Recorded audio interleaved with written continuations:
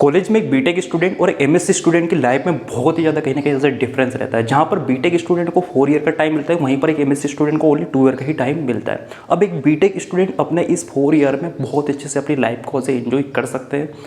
College में हो रहे हैं बहुत सारे इवेंट्स, क्लब में वो आसानी से पार्टिसिपेट करके अपनी स्कूल का इंप्रूव कर सकते हैं। वो साथ ही साथ में कहीं ना कहीं इनको सेमेस्टर ब्रेक में अपनी प्लेसमेंट की प्रिपरेशन भी कर सकते हैं।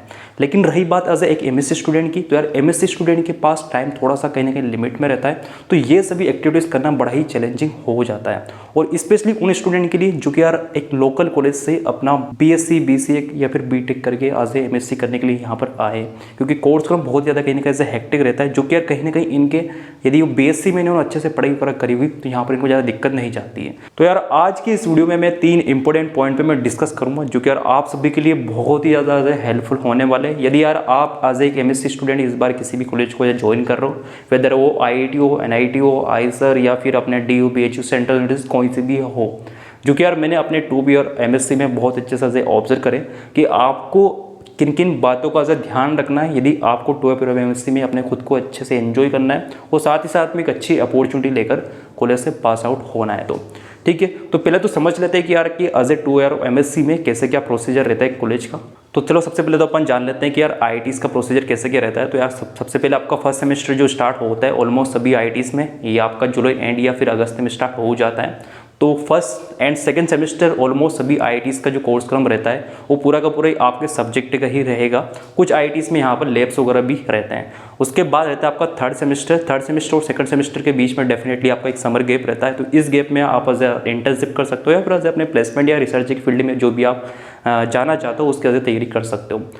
और अब रही बात कि यहाँ पर ऐसे कैंपस प्लेसमेंट कब से स्टार्ट हो जाते हैं आईआईटीज़ में, तो देखो यार मैक्सिमम ऑल आईआईटीज़ में जब आपका थर्ड सेमेस्टर कंप्लीट हो जाएगा उसके बाद यहाँ पर कंपनीज वगैरह आती है, तो वहाँ से अजय आपके इंटरव्यूज वगैरह स्टार्ट हो जाते हैं। लेकिन जो कंपनीज वगैरह जो टेस्ट कंडक्ट कराती है वो आपके थर्ड सेमेस्टर से अजय स्टार्ट हो जाते हैं। तो जो आपका प्लेसमेंट पोर्टल रहता है वो कहीं ना कहीं एज एक्टिव हो जाता है लगभग अगस्त एंड या सितंबर में। इस इंटरवल में आपको एज अपना सीवी वगैरह सबमिट करने रहते हैं और उसके बाद ही लगभग सितंबर या अक्टूबर से कंपनीज वगैरह विजिट करना स्टार्ट हो जाती है। अब यहाँ पर आपको कंपनीज वगैरह के टेस्ट देने पड़ते हैं। उसके बाद फिर आपका जब आपका थर्ड सेमेस्टर कंप्लीट हो जाएगा उसके बाद यहाँ पर इंटरव्यूज वगैरह होते हैं। तो ये कहीं ना कहीं एज ए प्रोसीजर रहता है। उसके बाद आपका फोर्थ सेमेस्टर में भी कंटिन्यूसली कुछ ना कुछ कंपनीज वगैरह आती जाती है।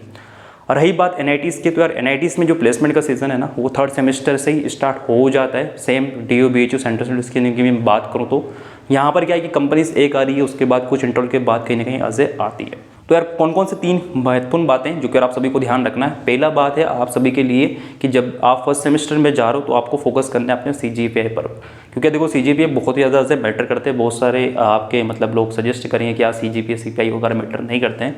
डेफिनेटली बहुत ज़्यादा से मैटर करते हैं, वेदर आप रिसर्च की फील्ड में जा रहे हो या फिर प्लेसमेंट के लिए जा रहा हूँ। यदि आप रिसर्च के लिए जा रहे हो तो आपके सीजीपीआई कम से कम 8.5-9 तक टच करेंगे तो आप सभी के लिए बहुत ही ईजी हो जाएगा।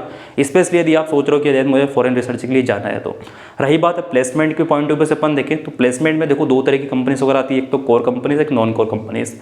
यदि आप एज ए केमिस्ट्री और फिजिक्स या फिर बायोटेक्नोलॉजी का स्टूडेंट हो या फिर जो फिजिक्स वगैरह होगा तो इनकी जो कोर कंपनीज वगैरह रहती है, जितने ज़्यादा आपके सीजीपी वगैरह रहेंगे उतना ज़्यादा आपके चांसेस रहेंगे प्लेसमेंट के। रही बात नॉन कोर कंपनीज के like the data science, software field वगैरह जो कंपनीज वगैरह हो गई है तो इनमें थोड़ा बहुत कहीं ना कहीं सीजीपी कम मैटर करते हैं। लेकिन आपके जितने ज़्यादा सीजीपी होंगे उतने नंबर ऑफ द कंपनीज आप सभी के लिए एज ए ओपन होने वाली है। तो आप सभी को ध्यान रखना है कि आपको फर्स्ट सेमेस्टर और सेकंड सेमेस्टर के ही सीजीपी बहुत ज़्यादा एज ए इंपॉर्टेंट रहता है, क्योंकि वही आपके सीवी में शो करने रहते हैं। तो फर्स्ट सेमेस्टर और सेकंड सेमेस्टर में आपके सीजीपी आपको मेंटेन करने होंगे।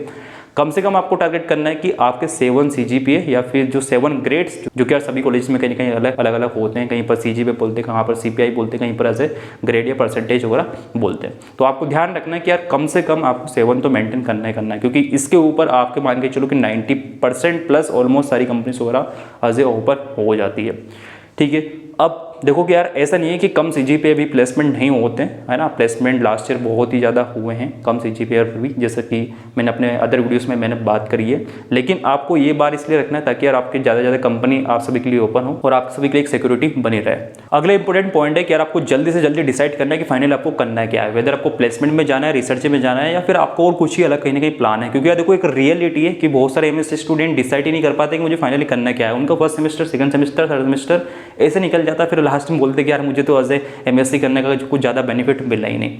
ये कहीं ना कहीं हार्ड रियलिटी है। जैसे कि यार आप सभी ने IIT JEM दिया होगा और अभी आप कॉलेज ज्वाइन करने वाले होंगे, ठीक है। अब इसी इंटरवल में आपने बहुत सारे लोगों से ऐसे कहीं ना कहीं एज आप कनेक्टेड होंगे कि यार भैया यहाँ पर या फिर यहाँ पर किसी की एज अपॉर्चुनिटीज़ वगैरह, तो मैक्सिमम लोग को गए यार ये रिप्लाई रहता है कि एज ए MSc स्टूडेंट कुछ ज़्यादा अपॉर्चुनिटीज़ वगैरह नहीं रहती है, लेकिन अपॉर्चुनिटीज़ बहुत ही ज़्यादा है, ठीक है। बस वो है कि उस टाइम पर आप उसको कैसे क्या ले रहे हो, मतलब आप कितना क्या उसके लिए एज ए एफर्ट डाल रहे हो, ठीक है। देखो कि रियलिटी लाइफ की कि 100% स्टूडेंट किसी भी टारगेट को कर रहे हैं। जैसे कि यार 100 स्टूडेंट प्लेसमेंट की तैयारी कर रहे हैं तो जरूरी नहीं कि 100 का 100 में से ही प्लेसमेंट हो जाए, ठीक है। वो डिपेंड करेगा सिचुएशन के ऊपर, ठीक है। तो आपको अपनी तरफ से एफर्ट डालना है और एफर्ट डालने के लिए पहले से जल्दी आप डिसाइड कर लेना, ठीक है। ऐसे मत करना कि यार कि चलो बाद में कर लेंगे पहले इस चीज़ पर फोकस कर लें, ठीक है। तो मैं आपको जरूर मैं बोलूँगा कि यार आप फर्स्ट सेमेस्टर के 1-2 मंथ होने से पहले ही एज आप डिसाइड कर लेना और अपने उस डायरेक्शन में से लग जाना, इधर आपको प्लेसमेंट में जाना है फिर रिसर्च में जाना है। और इस वाले प्लेटफॉर्म के थ्रू अभी आपके 3 प्लेसमेंट के सेशन अभी हम कंडक्ट कराने वाले हैं। पहला सेशन 23 जुलाई को होने वाला है। कृष्णा प्रजापति जो कि यार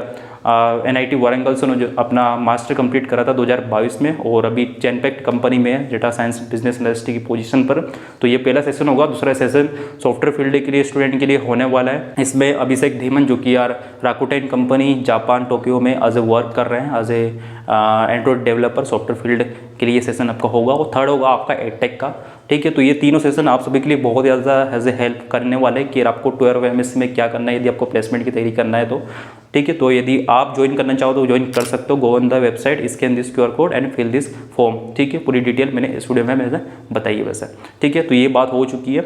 एंड तीसरा इंपॉर्टेंट पॉइंट रहता है कि क्या एज ए MSc स्टूडेंट हमारे पास कितना क्या टाइम रहेगा कॉलेज में, और अब क्या हमको क्लब्स या फिर जो एक्टिविटीज़ वगैरह कॉलेज में वगैरह होती रहती है उनमें हमको पार्टिसिपेट करना चाहिए कि नहीं करना चाहिए।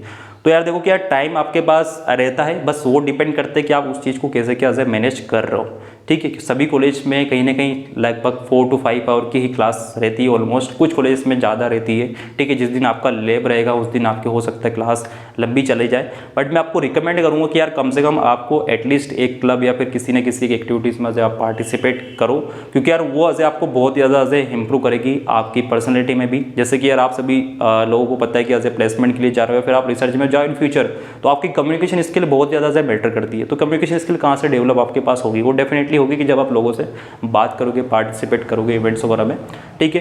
तो जैसे कि अपन कहते हैं कि यार बीटेक के स्टूडेंट के प्लेसमेंट ज़्यादा हो जाते हैं, उनके लिए थोड़ा सा कहीं निकाल से एक ईजी रहता है प्लेसमेंट लेना, तो उसका एक मेन रीज़न रहता है कि उनकी कम्युनिकेशन स्किल वो कंटिन्यूसली पार्टिसिपेट करते रहते हैं, ठीक है। तो मैं जरूर आपको एज मैं बोलूँगा कि यार आप थोड़ा सा टाइम निकाल कर किसी भी एक क्लब या फिर एज एक्टिविटी में जरूर पार्टिसिपेट करो, जो कि यार आज आपको बहुत ज़्यादा एज हेल्प करने वाली है, ठीक है। तो okay, all the very best. तो यार आपको इन फ्यूचर कुछ भी दिक्कत जाए अपने 12 MSc में, तो यार इस चैनल से आप कनेक्ट हो सकते हो, ठीक है। ये चैनल हम इसलिए ही बना रहे हैं, ये प्लेटफॉर्म मास्टर पाथ हम, ताकि यार हम एज एक MSc स्टूडेंट या फिर BCS स्टूडेंट या BC MCA स्टूडेंट जो कि यार non engineering non medical degree कर रहे हैं उनकी एज हेल्प कर पाए। Okay, all the very best.